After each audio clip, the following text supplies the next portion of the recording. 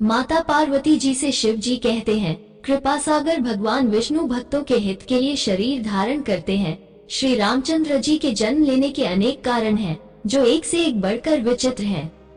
एक बार नारद जी ने प्रभु भगवान विष्णु को श्राप दिया था, अतः एक कल्प में उसके लिए अवतार हुआ। ये बात सुनकर पार्वती जी बड़ी चकित हुई और बोली, नारद जी तो विष्णु भक्त और ज्ञानी हैं, मुनि ने भगवान को श्राप किस कारण से दिया? लक्ष्मीपति भगवान ने उनका क्या अपराध किया था? नारद जी के मन में मोह होना आश्चर्य की बात है। तब महादेव बोले, न कोई ज्ञानी है न मूर्ख। श्री रघुनाथ जी जब जिसको जैसा करते हैं वो उसी क्षण वैसा ही हो जाता है। इसके बाद शिव जी ने जो कथा सुनाई वो इस प्रकार है। हिमालय पर्वत में एक बड़ी पवित्र गुफा थी, उसके समीप ही गंगा जी बहती थी। एक बार वो परम पवित्र सुंदर आश्रम देखकर नारद जी को अत्यंत सुहाना लगा तथा उनकी भगवान के चरणों में समाधि लग गई। नारद जी की तपोमयी स्थिति देखकर देवराज इंद्र डर गए। तब उनकी तपस्या भंग करने के लिए इंद्र ने कामदेव को भेजा, परंतु जब कामदेव की कोई कला मुनि पर असर न कर सकी तो वह अपने ही नाश के भय से डर गया। नारद जी के मन में अहंकार हो गया कि उन्होंने कामदेव को भी जीत लिया है। नारद जी तब शिव जी के पास गए और जब ये बात बताई तो उन्होंने कहा, हे मुनि, मैं तुमसे बार बार विनती करता हूँ कि जिस तरह ये कथा तुमने मुझे सुनाई है, भगवान श्री हरि को कभी मत सुनाना। चर्चा भी चले तब भी इसे छिपा जाना। नारद जी को भगवान शिव की यह शिक्षा अच्छी न लगी।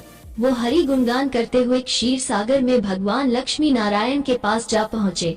भगवान उठकर नारद जी के साथ आसन पर बैठकर बोले, हे मुनि, आज आपने बहुत दिनों बाद यहाँ पधारने की दया की।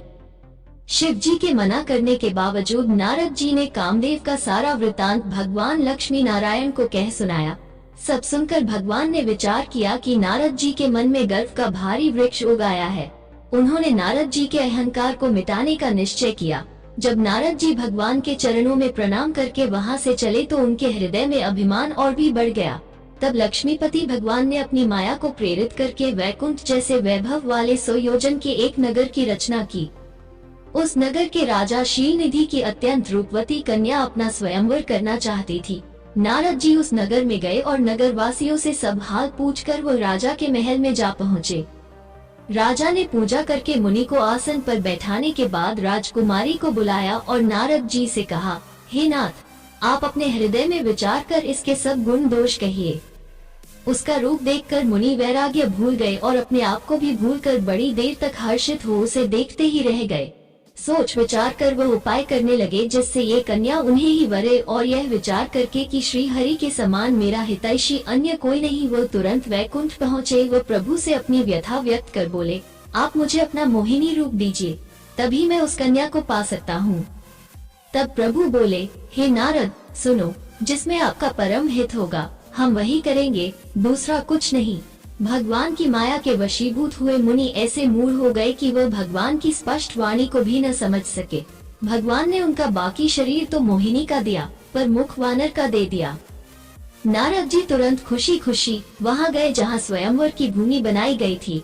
राजा लोग खूब सज धज कर अपने अपने आसन पर बैठे थे। नारद जी मन ही मन प्रसन्न हो रहे थे कि मेरा रूप बड़ा सुंदर है, मुझे छोड़ कन्या भूलकर भी दूसरे को न वरेगी। राजकन्या जब वरमाला लेकर आई तो नारद का वानर रूप देख आगे बढ़ गई। नारद को लगा कि शायद राजकुमारी उनको अच्छे से देख नहीं पाई, इसलिए शायद वो आगे चली गई। ऐसा विचार कर नारद जी अपने आसन से उठकर राजकुमारी के सम्मुख आ गए। नारद जी का वानर का सम्मुख देखकर उसके हृदय में क्रोध उत्पन्न हो गया। वहाँ आए शिव जी के 2 गणों ने नारद जी से जल में अपना मुंह देखने के लिए कहा और उनका उपहास उड़ाने लगे। कृपालु भगवान भी राजा का शरीर धारण कर वहाँ जा पहुँचे और राजकुमारी ने हर्षित होकर उनके गले में जयमाला डाल दी। वास्तविकता जानकर नारद जी अत्यंत क्रोधित हुए। उन्होंने दोनों शिवगणों को राक्षस योनि में जन्म लेने का कठोर श्राप दिया तथा मन में क्रोध लेकर कमलापति भगवान के पास जाने लगे तो भगवान उन्हें रास्ते में ही मिल गए। मुनि क्रोध पूर्वक भगवान से बोले, आप दूसरों को सुखी नहीं देख सकते, आप में ईर्ष्या और कपट बहुत है। समुद्र मथते समय आपने शिव जी को बावला बना दिया और देवताओं को प्रेरित करके उन्हें विषपान कराया। जिस शरीर को धारण करके आपने मुझे ठगा है, जिस स्त्री को मैं चाहता था उससे मेरा वियोग कराकर आपने मेरा बड़ा अहित किया है। इसलिए मैं आपको श्राप देता हूँ कि आप भी स्त्री के वियोग में दुखी होंगे। आपने हमारा रूप वानर सा बना दिया था, इससे वानर ही आपकी सहायता करेंगे। श्राप को सिर पर चढ़ाकर हृदय में हर्षित होते हुए नारद जी से कृपा निधान भगवान ने अपनी माया की प्रबलता खींच ली। जब भगवान ने अपनी माया को हटा लिया तब वहाँ न लक्ष्मी ही रह गई, न राजकुमारी ही। तब मुनि ने अत्यंत भयभीत होकर श्री हरि के चरण पकड़ लिए व कहा, हे शरणागत के दुखों को हरने वाले, मेरी रक्षा करे, मेरा श्राप मिथ्या हो जाए।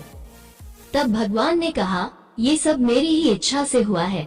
मुनि ने कहा, मैंने आपको अनेक कटु वचन कहे हैं, मेरे पाप कैसे मिटेंगे? तब भगवान ने नारद जी से कहा, जाकर भगवान शंकर जी के शतनाम का जप करें, इससे हृदय में तुरंत शांति होगी। शिव जी के समान मुझे कोई प्रिय नहीं है, इस विश्वास को भूलकर भी न छोड़ना।